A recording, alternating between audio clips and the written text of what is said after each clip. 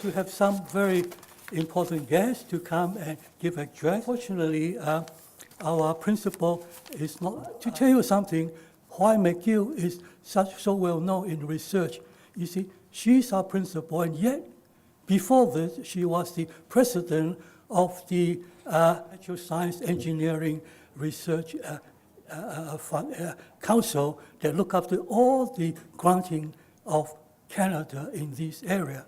And before that, in Queens, she was the vice principal of research and also a vice principal of administration. And furthermore, she was professor in chemistry and computer. And of course, she graduated from McGill. So without further ado, I would like to invite Dr. David Andelman, is Vice Principal, Health Affairs and Dean of the Faculty of Medicine, McGill University since 2012. He received his MD from McGill in 1979, then completed internal medicine training at the University of Toronto, and then trained in respiratory medicine at McGill. He joined McGill's Department of Medicine and began his research career at the Milken Christie Laboratory on the pathophysiology of chronic inflammatory disease of the lung, particularly asthma and COPD. Before becoming dean, he served as director of the Division of Respiratory Disease, chair of the Department of Medicine, and physician-in-chief of the McGill University Health Center. Merci, Dr. Chang. Bonjour et bienvenue. J'ai l'honneur de vous accueillir ici au nom de McGill et de sa faculté de médecine. Good morning, everybody. I'm delighted to be here today to help celebrate the 60th anniversary of the invention of artificial cells and the contributions of scientists at McGill and from around the world. I'm very pleased to be able to be here together with the esteemed consul and head of Office of Education, Science and Technology and Culture from the Chinese Consulate, Chang, Quebec's own chief scientist, Rémi Quirion, distinguished keynote speaker, Professor Chang and his team members from Peking University, our guests and alumni from here and abroad. I extend very warm greetings on behalf of McGill's Principal and Vice Chancellor, Suzanne Fortier, who, as you just heard, could not join us this morning, even though she was looking forward to being here. But I'm sure she's very pleased to see this excellent turnout. We're very fortunate to have a history of excellence in physiology at McGill. And thanks to strong faculty members and leaders such as Professor Thomas Chang, the amazing person who you just had speaking to you, and the department's chair, John White, who you'll hear from in a few minutes, who've been able to prepare future generations of researchers to help battle some of the most pressing challenges facing humans and their communities. So I referred to Professor Chang as amazing. I think he's sort of a living legend. He's really a trailblazer ahead of his time. In 1956, while still a physiology undergrad here at McGill, his scientific curiosity helped him to invent artificial cells in a makeshift lab in his dorm room. Equipped only with a perfume atomizer, some colloidin, and hemoglobin borrowed from a lab, Professor Chang managed to build a 1 millimeter round plastic cells that contain hemoglobin. He published his first scientific paper in Science in 1964, and in 1989, New Scientist called his student research project an elegantly simple and intellectually ambitious idea that has grown into a dynamic field of biomedical research and development. His original ideas were years ahead of the modern era of nanotechnology, regenerative medicine, stem cells, gene therapy, and blood substitutes. And now 60 years later, Professor Chang has earned his academic stripes many times over. He's currently Emeritus Professor of Physiology, and he's the longtime director of McGill's Artificial Cells and Organs Research Center.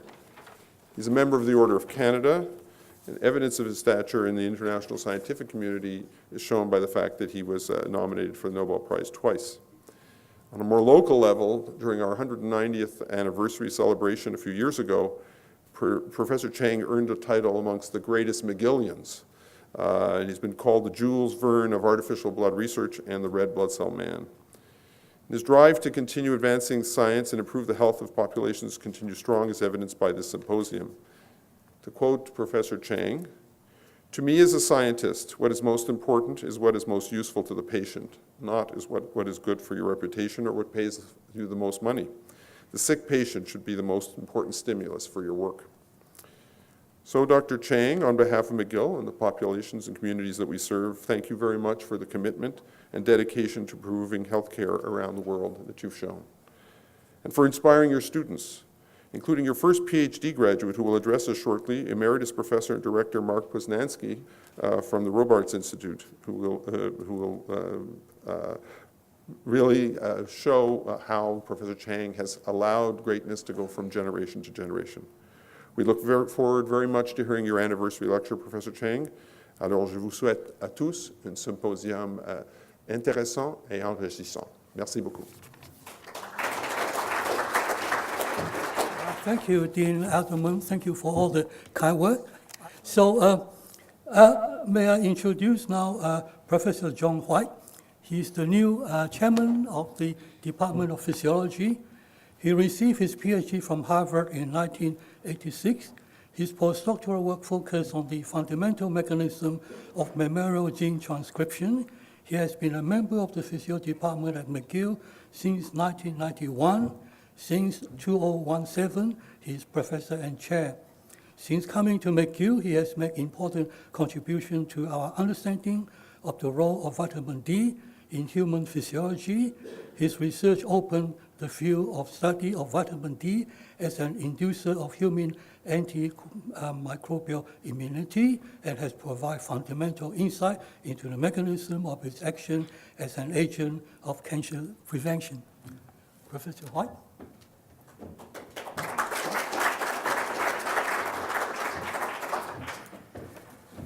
Well, thank you, Tom, for the opportunity to speak here today. As Tom mentioned, I am a recent chair of the department.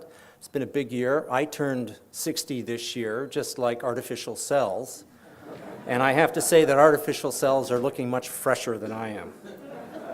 As Dean Eidelman mentioned, the Artificial Cells Project started as an undergraduate project in the physiology department. If I understand correctly, Tom was one of the guinea pigs in that respect. He was one of the first 4 students who did an undergraduate honors project in the department. And that was an initiative of Hank McIntosh, who was chair at the time and probably one of the more dynamic chairs in the history of the department. And after he got his MD, Tom turned artificial cells into a PhD project. The problem was, who's going to supervise it? The project was so avant-garde that really the only expert in the world was Tom himself. I gather that Hank McIntosh agreed to supervise the project, perhaps with some reluctance because it wasn't exactly his area of expertise, but obviously the project worked out extremely well. And as you are all aware, it turned into a single-author paper in Science published in 1964 that has now been cited 1,200 times. The rest, as they say, is history. Tom became a faculty member in the Department of Physiology in 1966 and rapidly became a full professor. And in 1979, the Center for Artificial Cells and Organs in the department was started. And since then, of course, as everyone in this room knows, it has become an international network. The journal that grew out of it, Artificial Cells, Nanomedicine, and Biotechnology, has been ranked by Reuters as 4th out of 77 journals in the field of biomedical engineering. I am very proud to be chair of the physiology department, and I'm even more proud that Tom Chang has been a pillar of that department since 1966. I really think that this symposium is a fitting honor to his scientific legacy, and I wish all of you a stimulating and thought-provoking time. Thank you very much.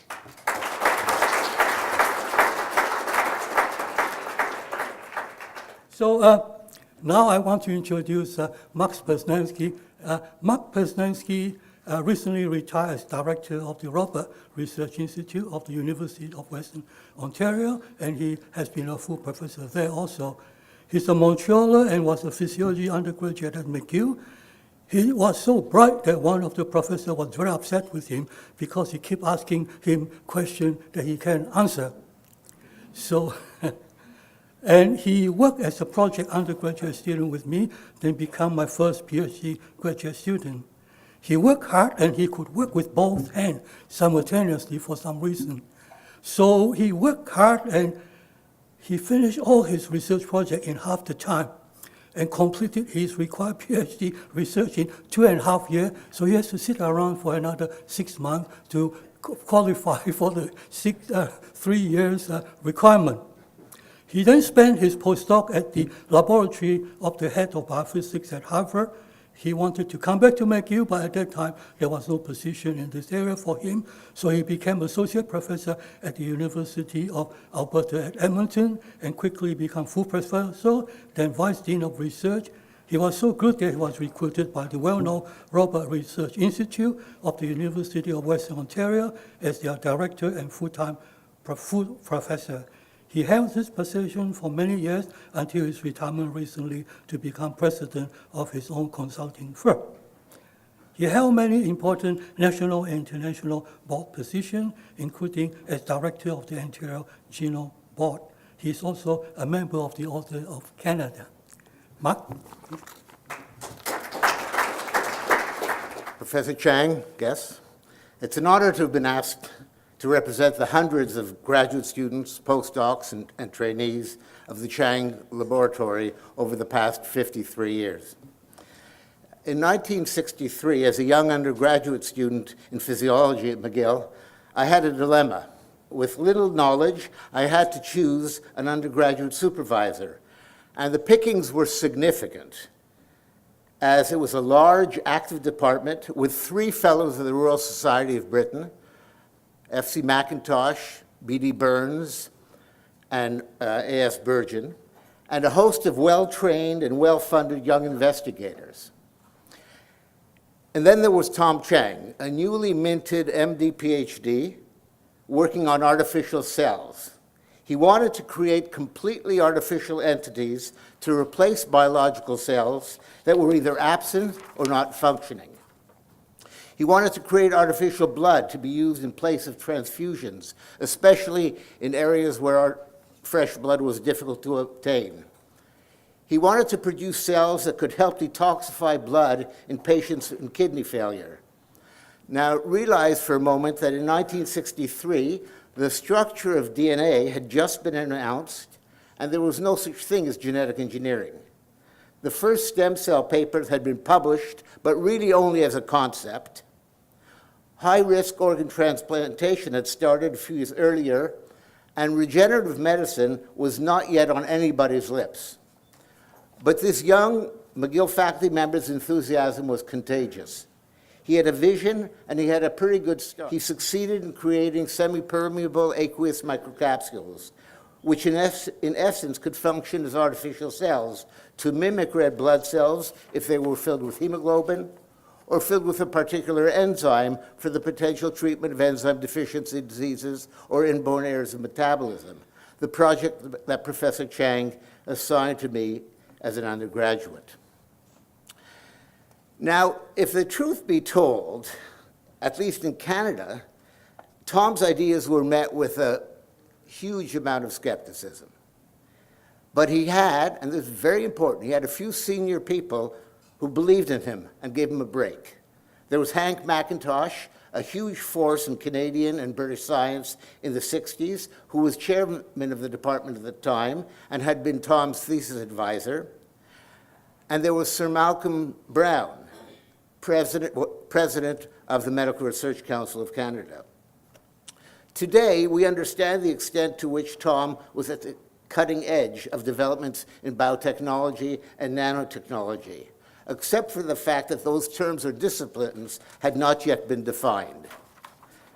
Skip forward a half century, Professor Chang is still in his lab at McGill working on the use of artificial cells to solve particular problems in medicine.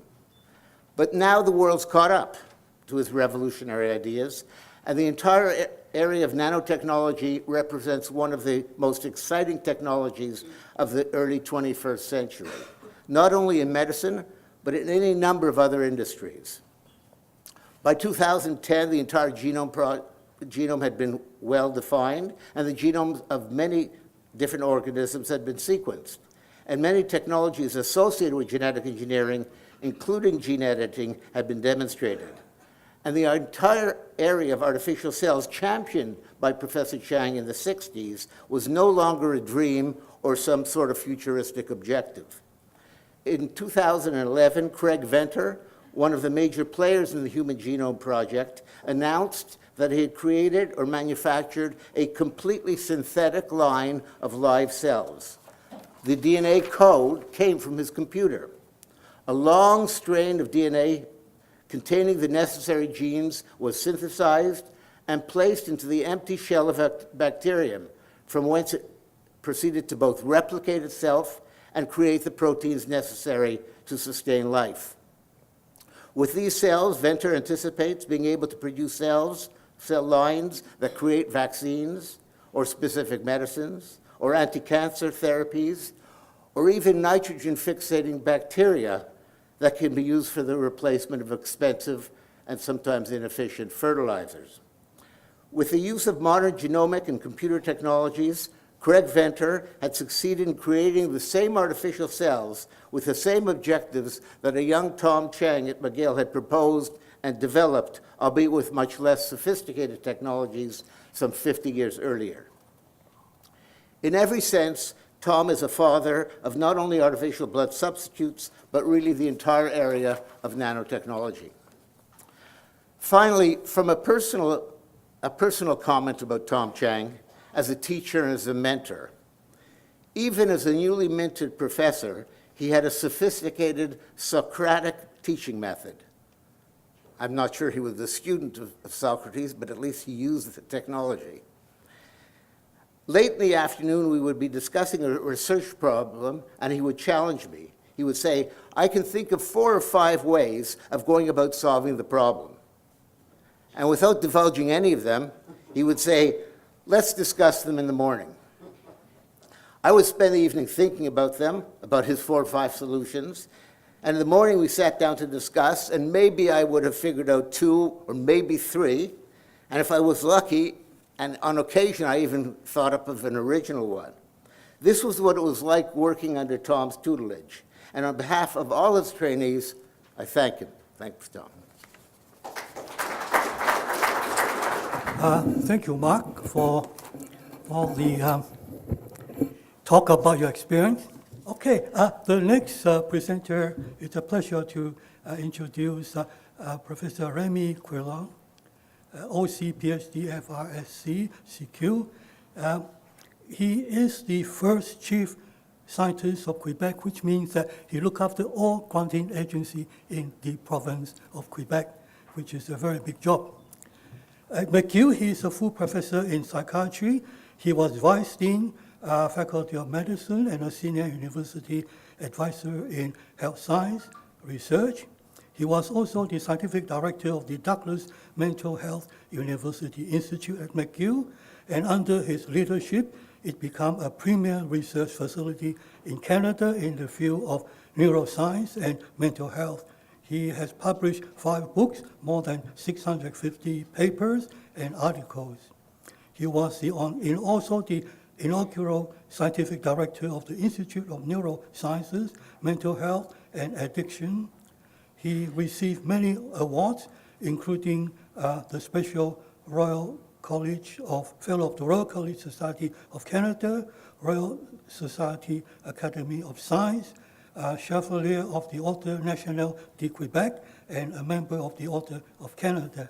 Professor Quillon.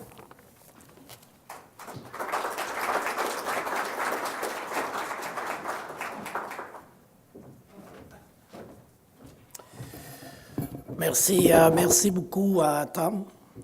C'est un plaisir au nom du gouvernement du Québec d'être avec vous ce matin.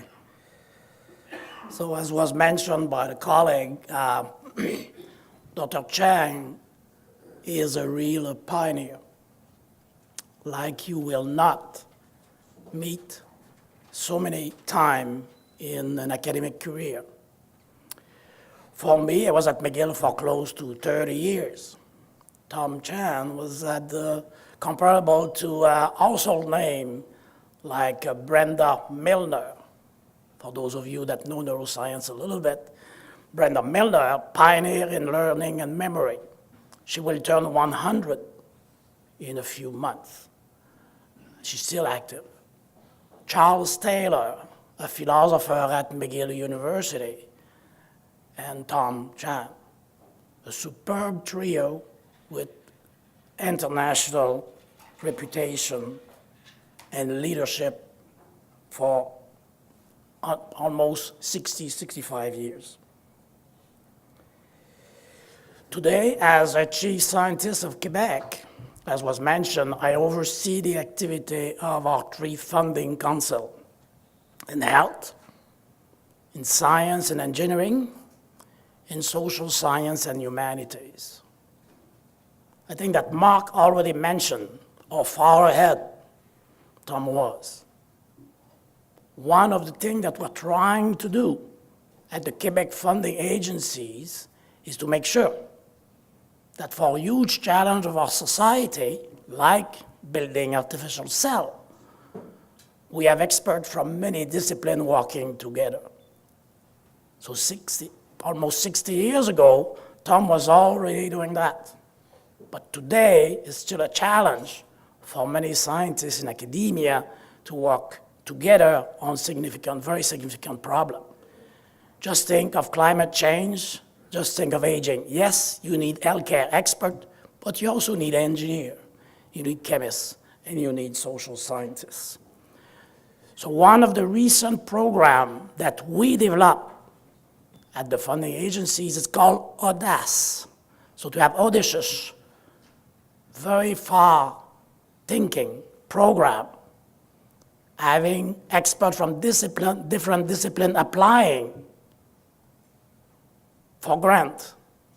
And if I use a baseball analogy, not to get to first base, but to have a home run.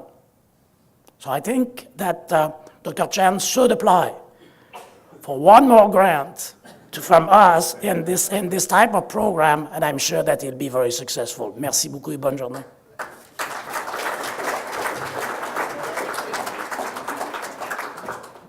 Thank you, Professor Quillon. It's a pleasure to introduce Chang. The reason I put him at the end is because later after I talk, we have a special award from the journal for somebody from Beijing's group. So I welcome him to come and say something. And he is the counsel and head office of education, science and technology and culture of the Consulate General of China in Montreal. He graduated from Jiangxi University, China in 1992. For 5 years, he was program officer of the university in internal collaboration and exchange. In 1997, he spent 1 year as a visiting scholar in Budapest, Hungary.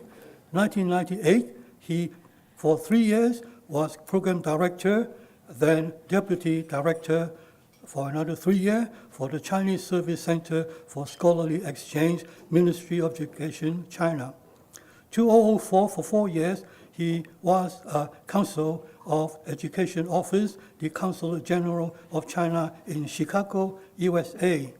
2005, for 5 years, he was the director of the Chinese Service Center for Scholarly Exchange, Ministry of Education, and since 2014, he holds his present position. Dr. Xiu, please.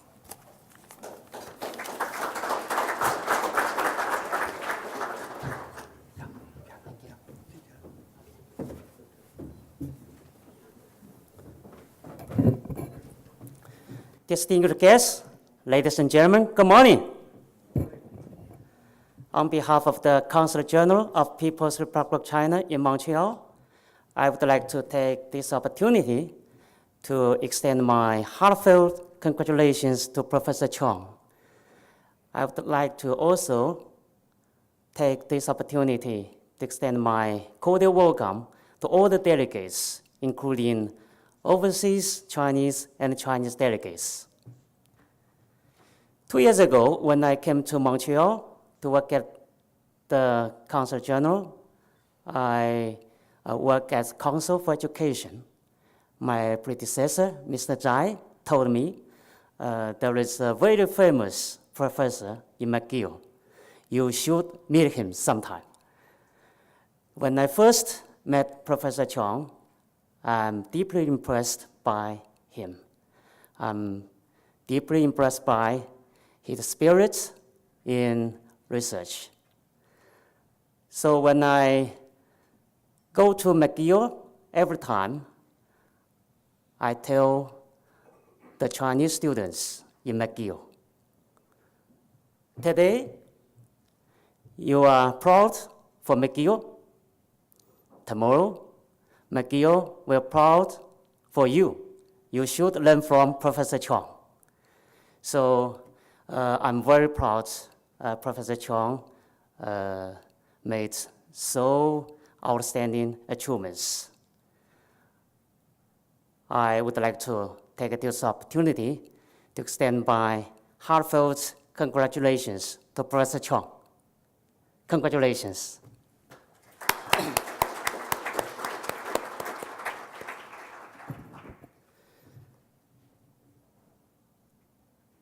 今天呢，在座的有很多来自中国的专家学者，那我很高兴的借此机会代表中国驻蒙特利尔总领馆，向大家呢表示热烈的欢迎，向张教授表示衷心的祝贺。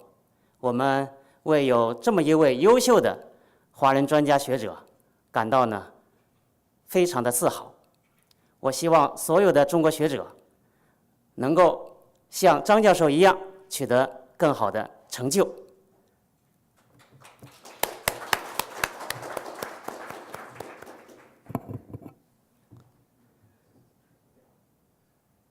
So, because artificial cells is so new to me, I have nothing to say except my cordial thanks, my congratulations to Professor Chang. I hope every delegate make great achievements like Professor Chang. Thank you so much. Thank you very much.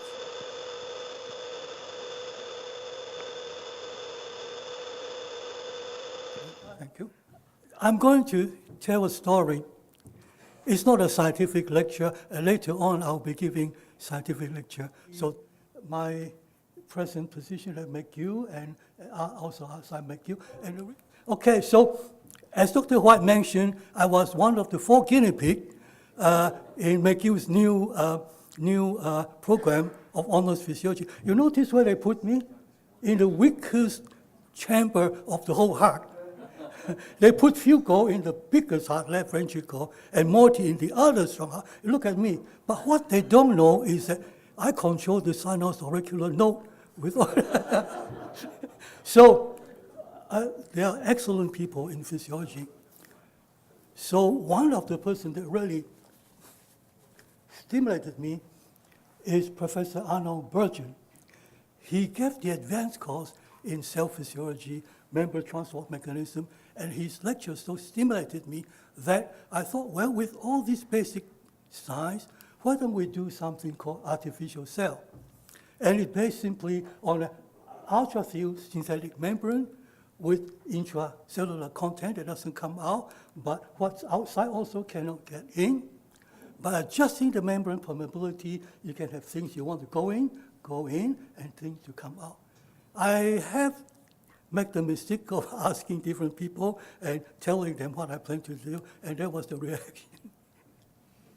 And they thought it was really funny. They are very polite, though they don't say I'm crazy. They just say it's funny. So to make things, you see, I come from a family, my grandfather started as a preacher, son, very poor, and he struggled, started everything himself to become one of the richest men in the city. So he told me, don't worry what people tell you. You can start anything you want, just do it. So I went to Douglas Hall, resident, where I stay, and there I was able to use my dormitory room to do the research. Now I have to be very honest with you. That's not me. He looks much more handsome and younger than me. This is a BBC from London coming to take a video, and he looked at me and said, "You're too old, you're not handsome enough. Get me somebody." So I got my son.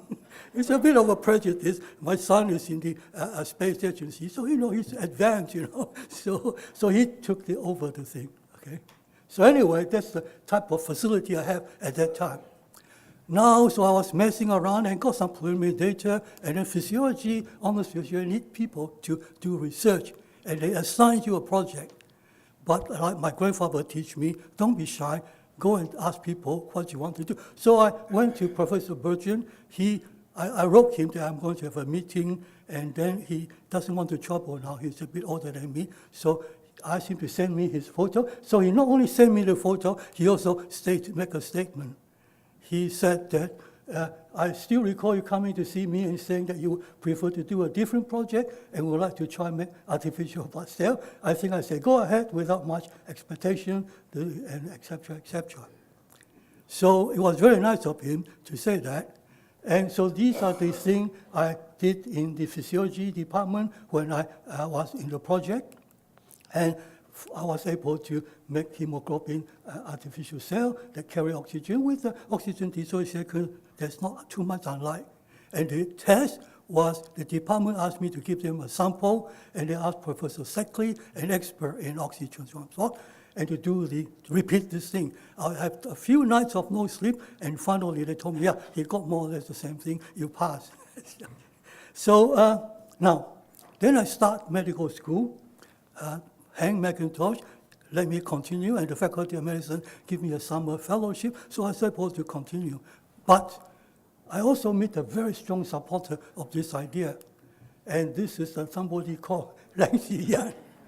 And she's from Ottawa Civic. She got a scholarship to come to McGill, and she made the biggest mistake of her life. She became Mrs. Thomas Chang.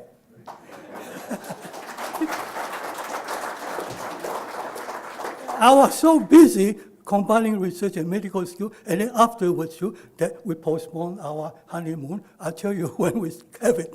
And then she worked as a general nurse, despite office of administrative position, so she had more time to mow the lawn, shovel the snow, and do the housework. So she said, I can have all my energy on my research. So whatever I say and my research result, half of it goes to her.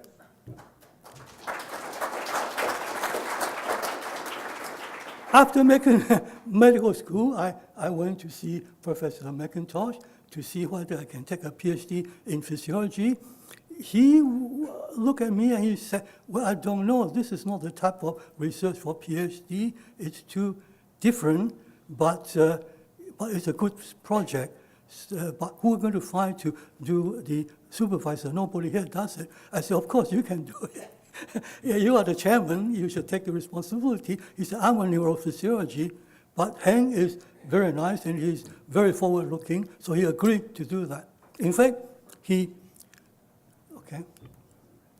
So after working, I got the artificial cell that has very thin membrane. If you break it, it's nylon and protein, so it's very strong, very thin membrane behind.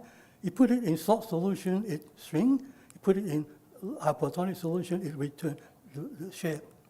So after PhD, I went to Hank McIntosh, and I was, I said, okay, I published a paper in Science, and lots of people in the state offered me a good position. What about position in physiology? I don't want to run around. I figure I want to continue the research here. And he said, well, look, I helped you so much all along. This is too difficult for me because there's no money for such a position, but I can do what I can to help you. Then come Professor David Bates. He'd like to become a physiology chair here. At that time, he was Associate Dean of Research in Medicine. So he said, Tom, why don't we try the Medical Research Council? They have a junior career investigator that pay the salary, and you don't have to worry about the salary.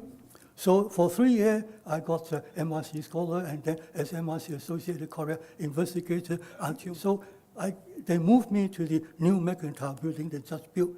And Professor Bates put me in the biggest lab in the whole building. And later he expanded more. so I wasn't too popular with the physiology department staff. Now, the thing is that, you see, I have very good facility. It's a bit better than, much better than the facility I have in the dormitory room compared to before. Now, this appointment is excellent because it allowed me to do anything I want as long as they renew it after 5 years interval. And what's good about this, I don't have to worry about the research I do. Our earlier attempt was to reproduce biological cell, for instance, complete red blood cell or artificial liver cell, and also membrane transport mechanism. So I decided I should not be preparing biological cell or replicate of biological cell because or God or cell culture can do a much better job. So why try to fool around? So instead of doing this, if that's the case, why do you want to prepare artificial cell? Well, the thing is that you can go outside the box and innovate with unlimited variation in content, size, and configuration. For instance, like the beginning, you can put cell, hemoglobin enzyme, magnetic material, adsorbent, and other things inside the artificial cell. To prevent them from coming out, things from outside can be excluded, but molecule can go through. And jump ahead to now, with the research from our center, from all around the world, this is what happened. You can put almost anything inside this artificial cell. I don't have time to go over everything. You can also change the dimension from macro, bigger than cell, micron, nano, and soluble nanobiological polymers. You can vary the membrane to different changes. Now, because of the different changes and configuration, not limited by preparing biological cell, you have unlimited use, only limited by imagination and grant support available. For instance, you can do different things. I don't have time to go over each of these. Maybe we take 2 examples and look at this. Let's look at this one. I always choose the simplest one for development towards clinical use because the simpler it is, the better chance and the less time you have for clinical use. So let's look at this. That's an artificial kidney. A naive researcher always can think of naive idea. I thought, why don't we make something this small to replace the whole artificial kidney? To do this, let's look at the theory. I use a slide rule.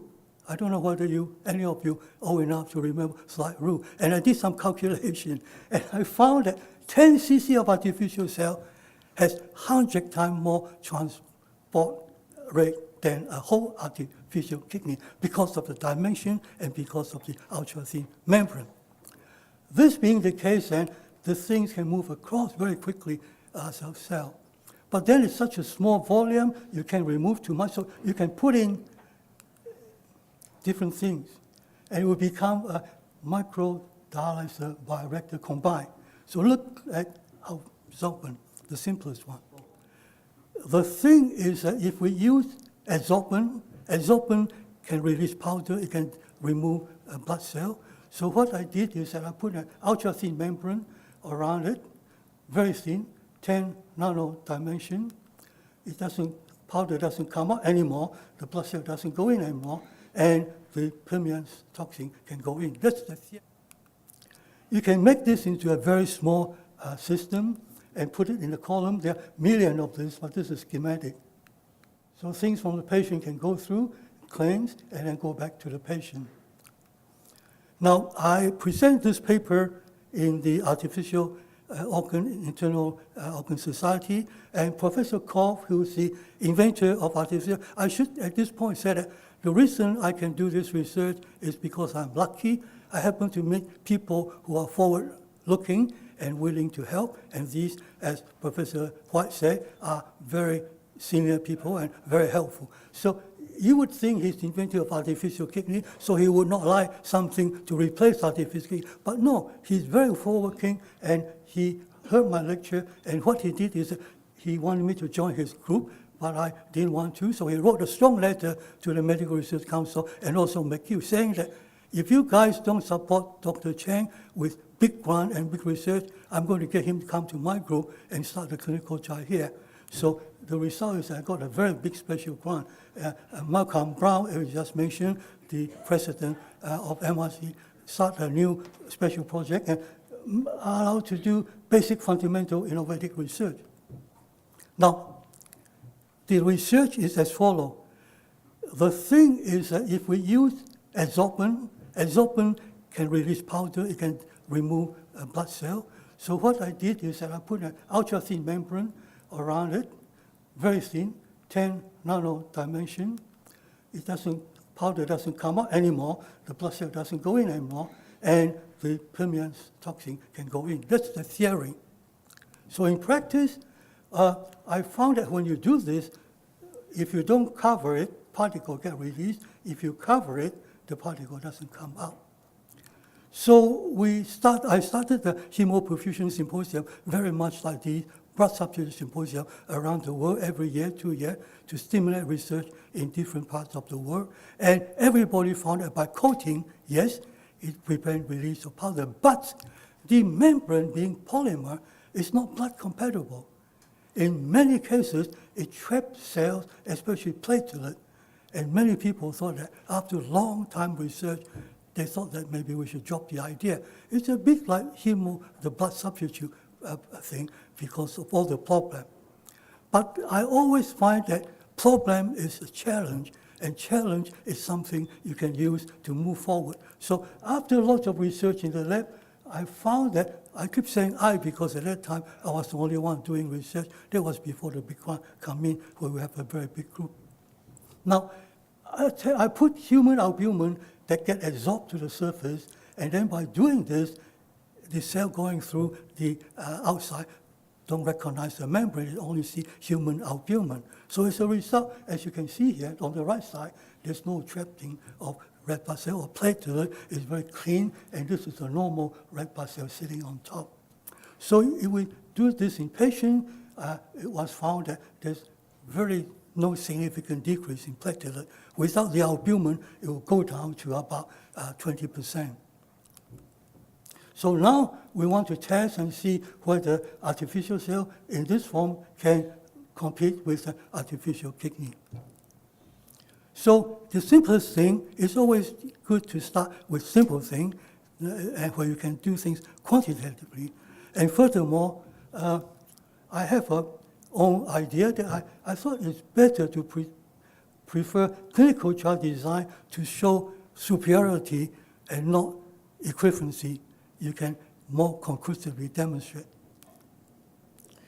So over the next 3 years, I was on call 24 hours a day because clinicians, they don't want to be responsible for liability because I make this in the lab and bring it to the hospital. They figure I should be responsible, so I get to do all the clinical trial directly, and they do the clinical analysis. So now, this is one typical example. A patient comes in with 3 times lethal dose of sleeping pill. After dialysis for 5 hours, she remained comatose, hypotensive, and cardiac arrest. They have to restart the heart.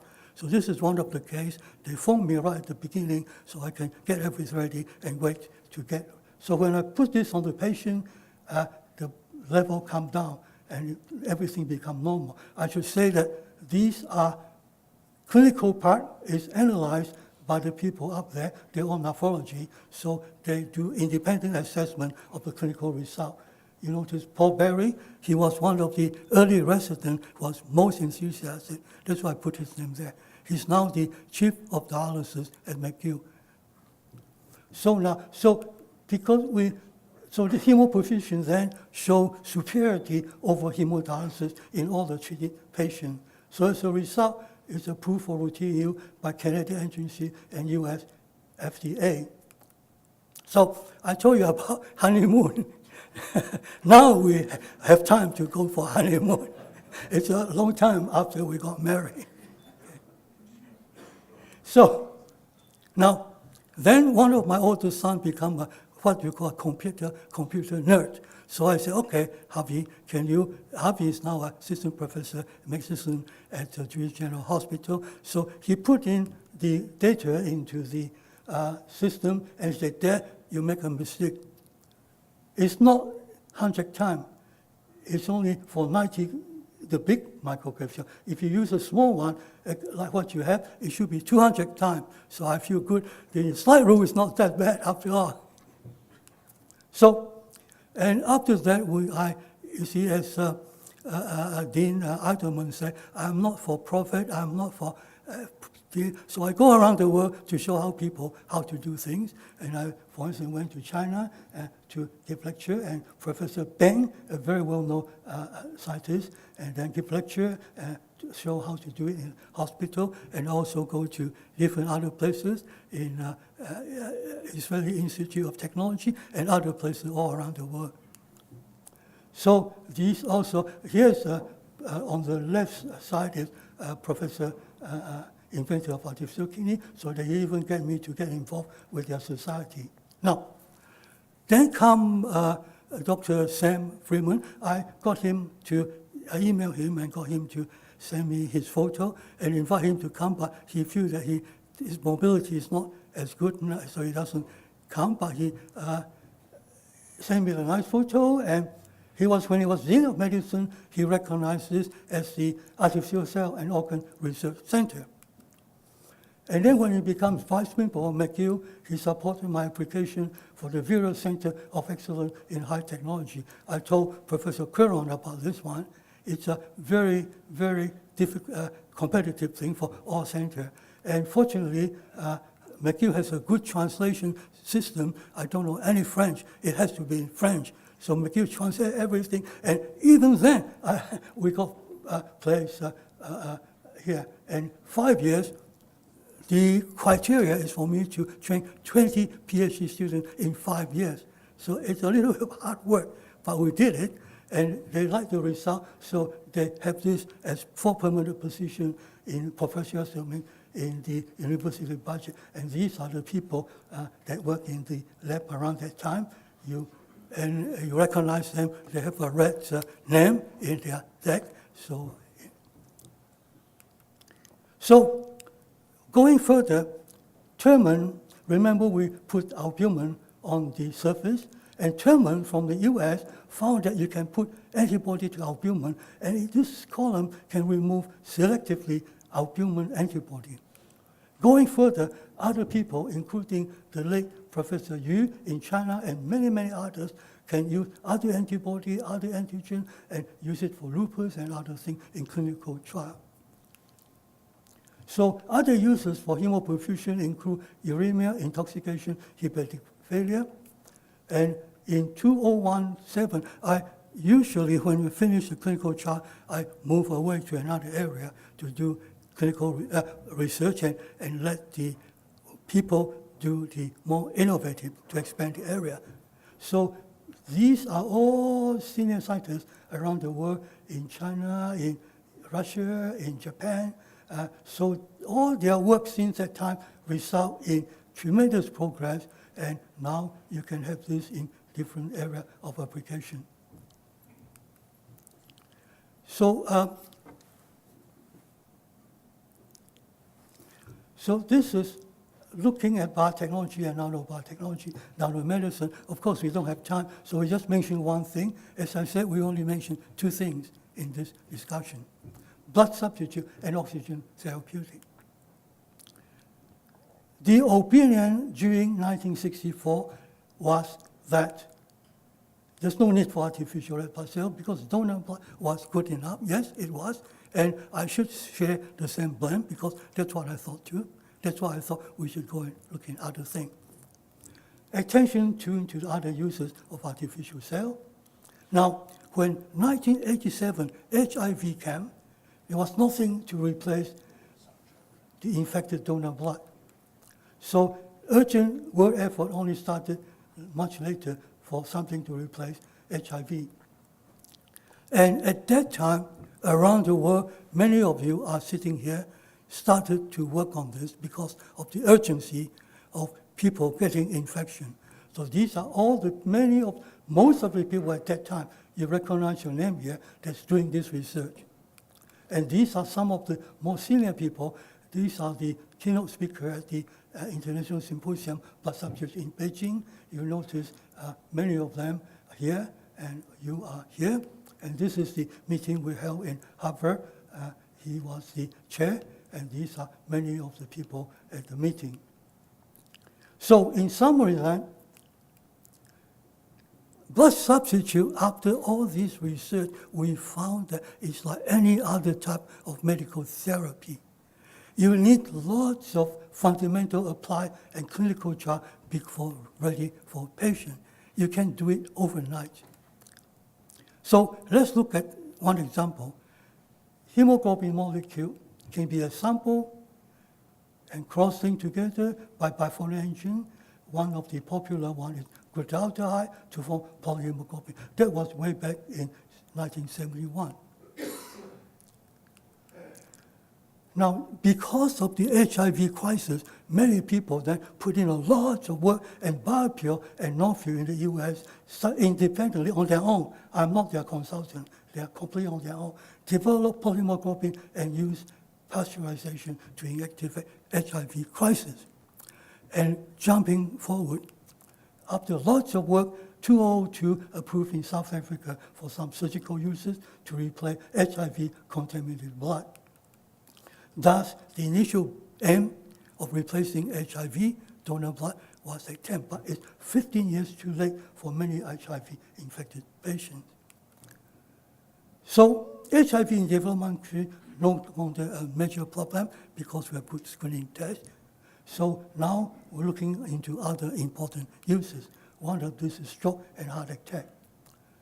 Coronary artery and supplies to the brain could be blocked by atherosclerotic plaques and other things, so preventing normal passage of red blood cells and thus ischemia.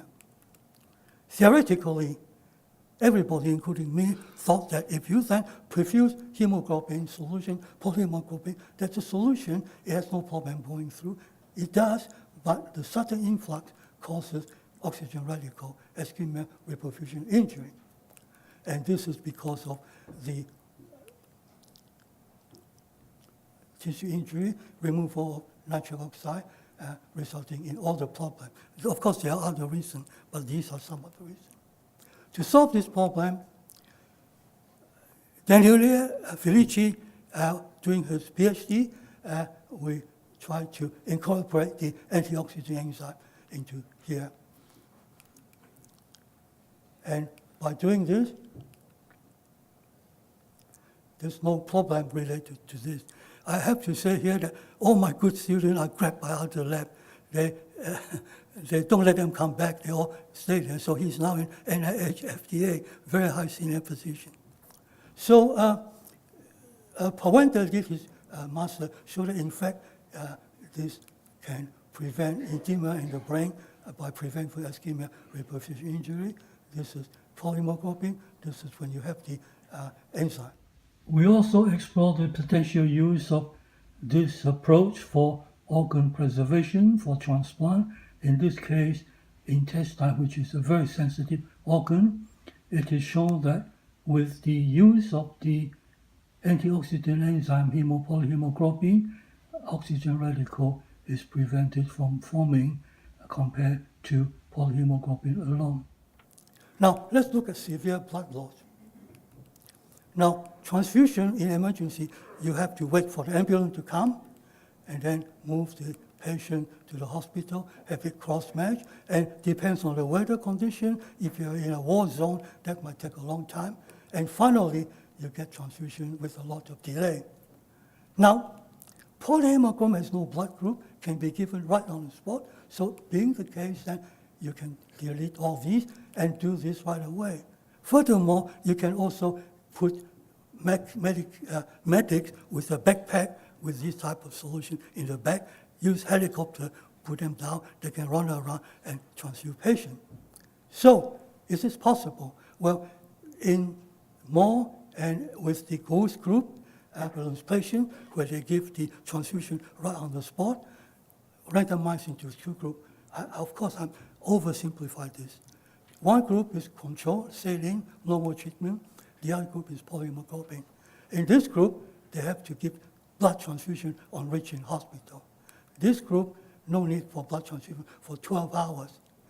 However, this group, 0.6% non-fatal heart attack. This group, 0.3% non-fatal heart attack. So FDA did not approve this for routine use. So because of this, many groups around the world, including many of you sitting here, start to analyze how to prevent this problem. There are different approaches to solve this problem. In our case, we looked at publication from Sweden, and they found that increased tissue PCO2 is equal to decreased survival in hemorrhagic shock. In Denmark, they found that increase in PCO2 is related to myocardial ischemia. So looking at all these, Bian from the Tsinghua University from China, very well-known engineering bioengineering school, when she came and said, look, let's put the enzyme carbonic anhydrase to the other two enzymes to remove the the CO2 and see what happened. So this. The aim again is to show superiority. So instead of giving the same enzyme concentration as blood, we prepare these with 6 times the concentration of red blood cell. Enzyme is only a small fraction of the content. So by increasing 6 times, you're not changing too much. So let's look at, this is the most important question, is the heart.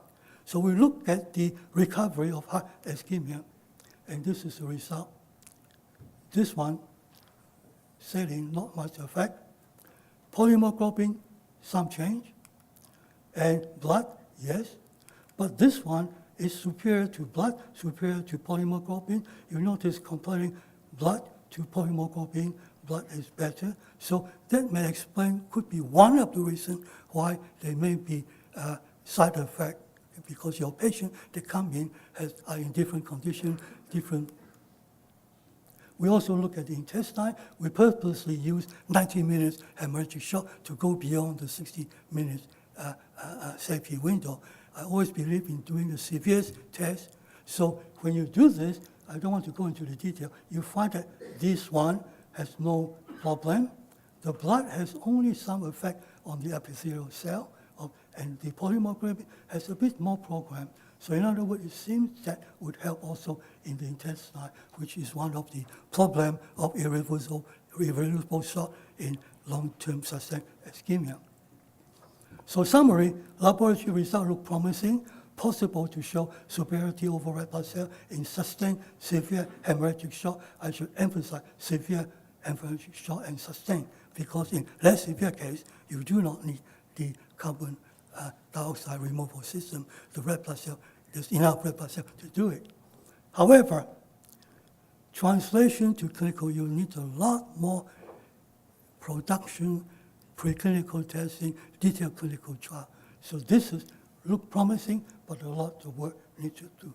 We shouldn't wait again until it's too late. So you can look at the result. Everything I publish are put online, so you can look at this. We have discussed in detail the use of artificial cell for micro device and nano device in the form of hemoperfusion. This is an example of extensive support for basic fundamental research before used to a patient for clinical trial and clinical use, resulting in rapid approval. The second example of blood substitute is the example where there was not enough fundamental basic research until urgent need for blood substitute because of HIV. As a result, the basic research support was skipped and went directly into production for clinical use, resulting in many problems. Let us now go very quickly and very simply into a few other areas, very briefly. For instance, enzyme and gene therapy based on biotechnology and nanotechnology. Inside artificial cell, enzymes are prevented from immunological reaction but can act on substrate diffusing in with product diffusing out.